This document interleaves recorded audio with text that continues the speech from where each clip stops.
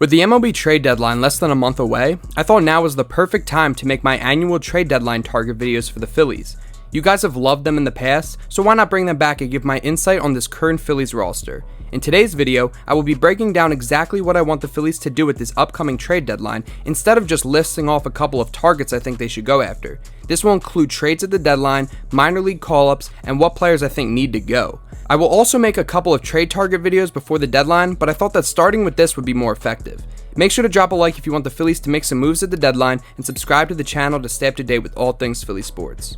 I think the obvious flaw with the 2025 Phillies is their bullpen. This isn't the same bullpen we were treated to over the last couple of seasons. The Phillies shy away from the old idea of a closer. Instead, they opt for a closer by committee.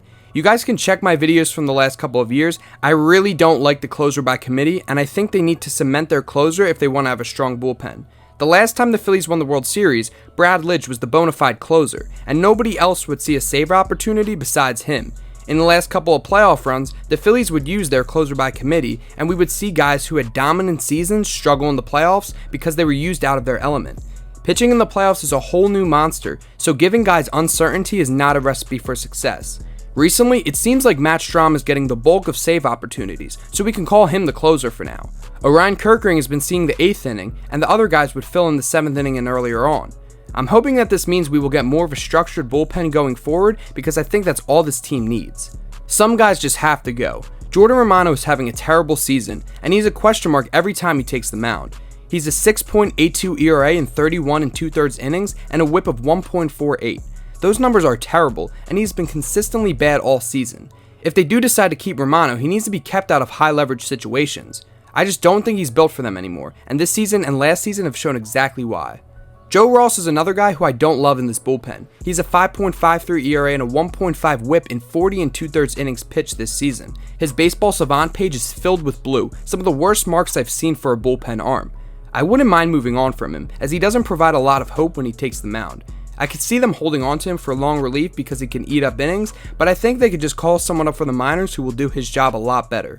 Those are the two guys on the bullpen who I would say are having a bad season. The rest of the bullpen has been serviceable, and I can't complain about how they've been doing. With Jose Alvarado suspended, they need more back-end arms in the pen. Strahm is solid, but I don't like him in the closer role. Kerkering is great and fits perfectly in the 8th inning, but I think they need to go all out for a closer. Felix Bautista is a name that has been connected to the Phillies, especially because of the Orioles' struggles this season. He would immediately impact this bullpen, and I would welcome him with open arms with that ERA under 3 and whip hovering around 1. Aroldis Chapman is a name that you will hear again in this video, and that is because I want the Phillies to go after him. A dominant lefty in the back of the bullpen who won't cost as much because of his age. Keep his name in mind because he will come up again. David Bednar and Dennis Santana of the Pirates have been rumored to the Phillies as well, and they could very well create a package deal to acquire them. This would address most of my concerns with the bullpen, as they would get a sure closer in Bednar and a dominant setup man in Santana. Ryan Helsley is another big name that always gets rumored to Philly, but I think he might cost too much. Johan Duran is the last reliever I'll talk about, as he is one of the more dominant closers in the game, and if the Twins fall in the standings, he might be on the trade market at the end of the month. I'll come back to the moves I want them to make later in the video, but here are some of the bullpen targets available for the Phillies. Outfield help is another thing that the Phillies desperately need. I genuinely don't think that they are serious contenders if they don't address the outfield. Before I begin, nobody in the comments better mention the name Luis Robert. He has been rumored to the Phillies for multiple years in a row now, and he's become an awful hitter, so I'm not even going to talk about him in this video. Taylor Ward is looking to be the outfield target I want the Phillies to get. He has an OPS of 785, which is up there with a lot of the Phillies stars, has already hit 20 home runs this year, and can play any position in the outfield. He also has a very low chase rate, which is what I love and something that the current Phillies lineup isn't great with. Trading for Ward would allow him to take over left field and Marsh to take over center field. Say whatever you want about Kepler, but he's a bench bat at the MLB level. I'm sick of platoons, and he shouldn't be starting on this Phillies team. Marsh has been good enough to get the starting job full time, as besides April, he's been a dominant hitter, hitting against both righties and lefties. Another Angels outfielder who they can go after is Joe Adell, especially because he's been breaking out a little this year. Jarren Duran has also been a name tossed around, but I don't know how much he's going to cost, so I don't really want the Phillies to give up too much in prospects for him.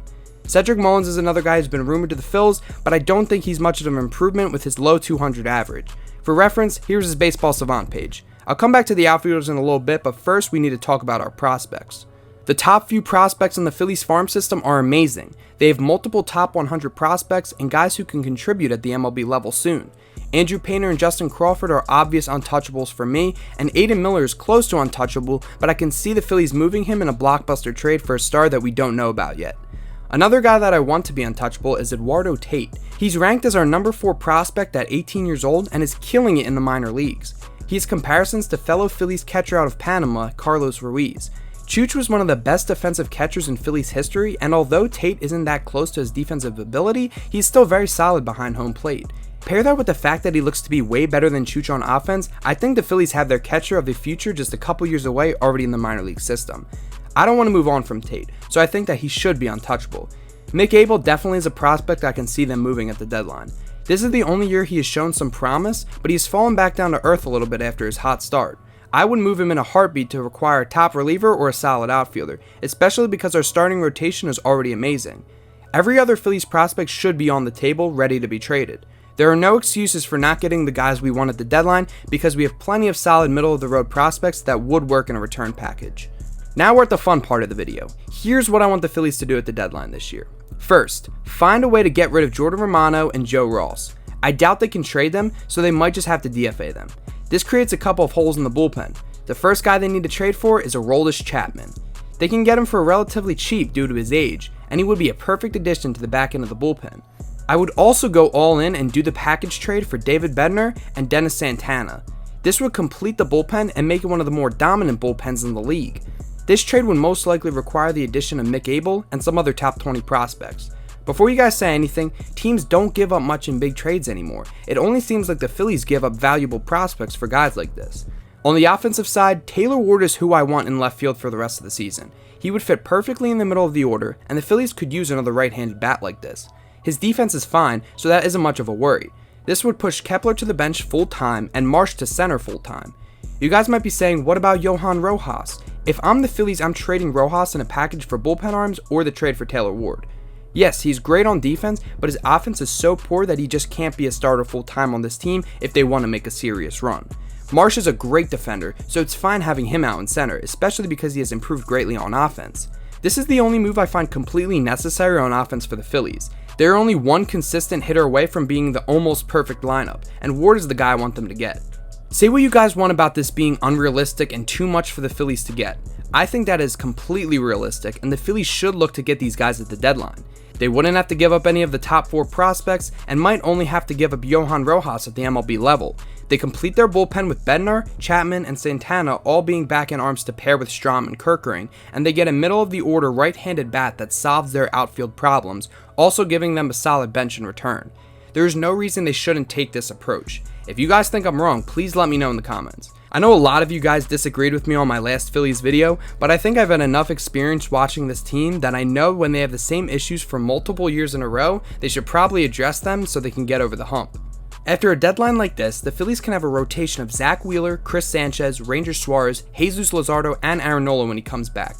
Also, Andrew Painter will most likely be getting called up in August, giving them 6 reliable starters to choose from. The bullpen will be led by a new closer, Aroldis Chapman, 4 potential setup guys in Kerkering, Strahm, Bednar, and Santana, and other middle relievers such as Tanner Banks and probably Taijuan Walker to round it out for long relief.